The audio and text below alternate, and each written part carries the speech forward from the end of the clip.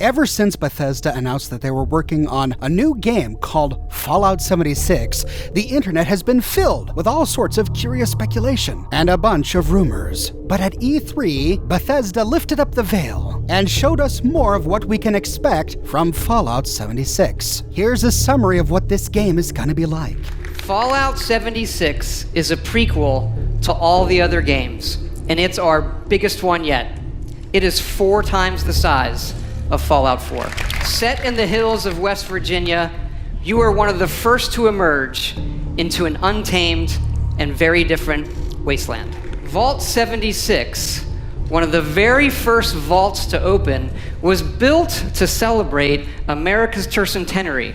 You are one of the very special few selected to be an occupant and spend 25 years underground waiting for Reclamation Day, the day the vault opens. So it is set in West Virginia, not Western Virginia, and we do play a vault dweller. One thing I don't understand yet is why it's set 25 years after the apocalypse instead of 20. The terminal inside the Citadel said that the doors would open 20 years after the apocalypse, but Todd here confirmed that the doors instead opened 25 years. Perhaps they'll clarify that for us when we get into the game. Our character wakes up after a night of reveling to discover that all of the other vault dwellers have already left. He hears a recorded message from the Overseer urging anyone left to gear up and leave the vault. Oh, finally!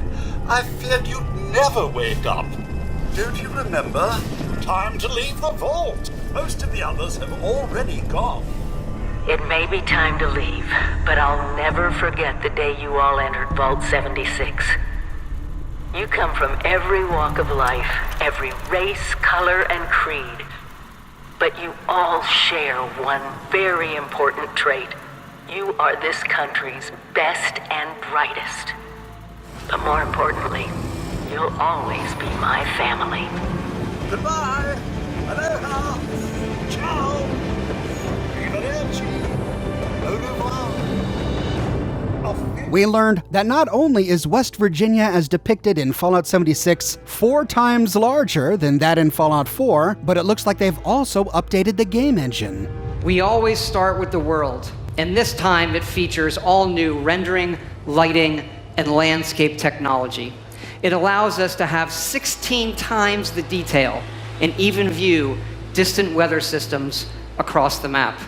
And there are a plethora of enemies. Some are familiar. We saw super mutants aplenty. These needn't be the ones that the Master created. They could always be super mutants created elsewhere, like the ones in Vault 86, who did not need the Master. Basically, anywhere there is FEV, there could be super mutants. Plus feral ghouls. We do see ghouls here. Since people can turn ghoul almost instantly, as we learned from Moira in Fallout 3, these are easy to explain. And we see the familiar Deathclaw, but also a bunch of new enemies inspired by West Virginian folklore. There's some sort of armadillo creature, this thing, whatever it is, a mutated frog, a spider wasp thing, some sort of hooded creature that dwells in mines, a ghoul-like creature from swamps, something called a Scorched Conqueror, which reminds me a lot of the Marked Men from Lonesome Road, a slime-spitting creature, which is called a Snallygaster,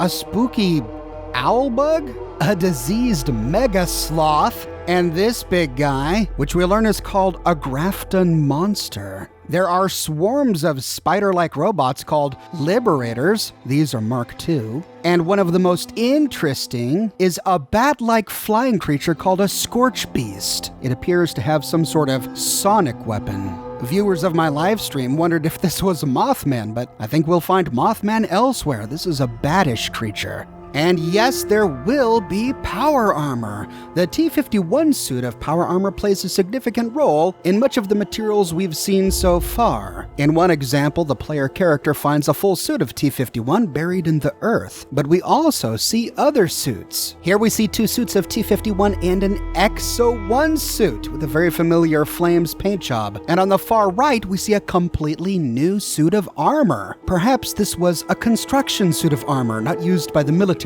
may be found in one of the many coal mines dotting West Virginia. Or perhaps like Raider power armor, it's scratch-built from scrap and waste. We don't learn much about the map, we only see glimpses of the map here and there. But we learn of at least one quest, which sends us to one of the 6 major sections of the map. This is where the actual nuclear secrets are. And the quest the Overseer sends you on will take you through 6 distinct regions, each with their own style, risks, and rewards. Those sections are called the Toxic Valley, the Forest, the Ash Heap, the Savage Divide, the Mire, and the Cranberry Bog.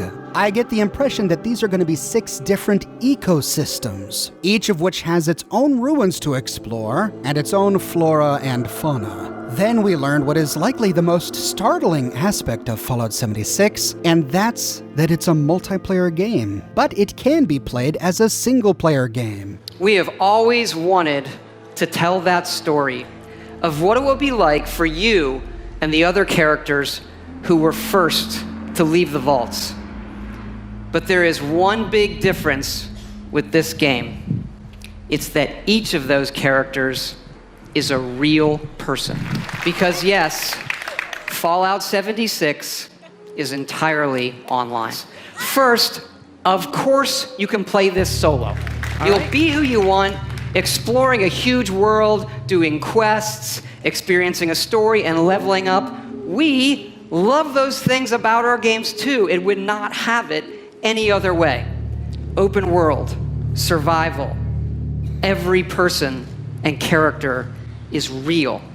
Now, I know you may have played survival modes in like some of our previous games or some other online games, and people wonder, is this hardcore survival? I like to think of it maybe, it's more softcore survival. Death never means the loss of progression or the loss of your character.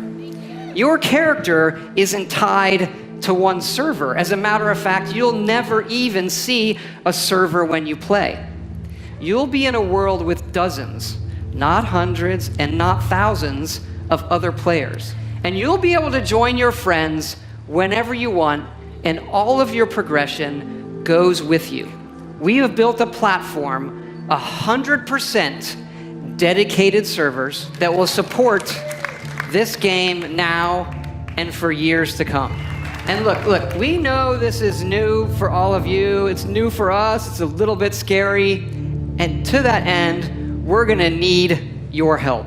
Because yes, we are going to have a beta. From what I gather, one of the many dozens of other players we'll encounter could either ally with us or attack us at any time. If they attack, their gamer tag appears on our screen, and we find out our reward in caps if we kill them.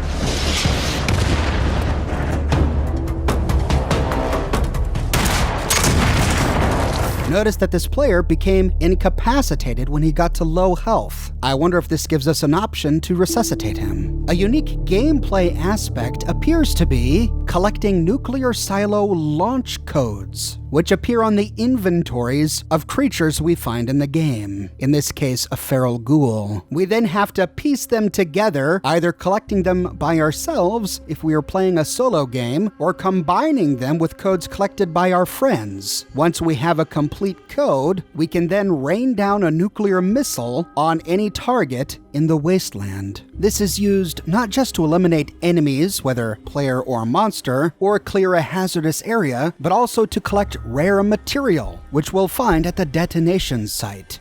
It comes with a new screenshot-taking interface, which we could do already using console commands, but this interface is built in with a field of view slider, filters, and we can change our character's facial expressions before taking a shot. And of course, there's settlement building. Like previous Fallouts, you can play this game solo in quest. But the easiest way to survive in the wasteland is to team up and build together.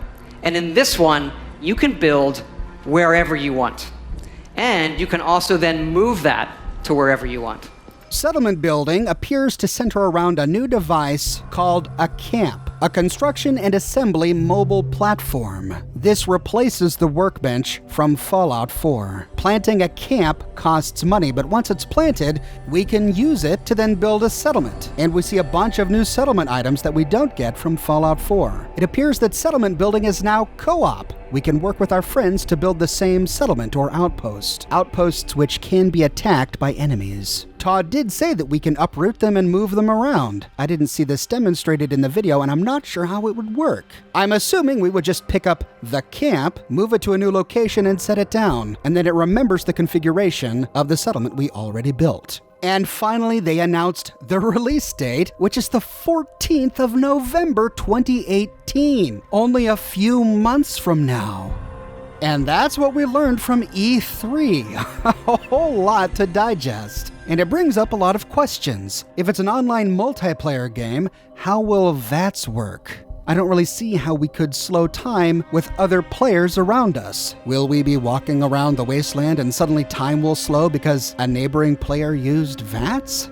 I don't think so. My bet, and this is just a guess, is that we likely won't have a VATS system in this game. Perhaps this will be explained away by the early model Pip-Boys that we have. Perhaps the VATS technology had not been invented by Vault-Tec when they equipped the Vault 76 Vault. And then there's the big question about mods, which Todd didn't really talk about at E3. Will there be mods in an online game? I speculated in my live coverage of this event that they may not allow mods in the online game because one modded player might get an advantage over an unmodded player. But I was reminded by many viewers during that live stream that there are plenty of other online games that do accept mods. So mods are certainly possible for Fallout 76, but as of yet we don't know how they'll work. So what are your thoughts? Are you excited about a multiplayer experience for Fallout? As for me, I'm kind of on the fence. There are some who only want a single-player experience. After all, that's what Fallout always has been. I'm grateful that Todd clarified that single-player is and always will be a big part of this game.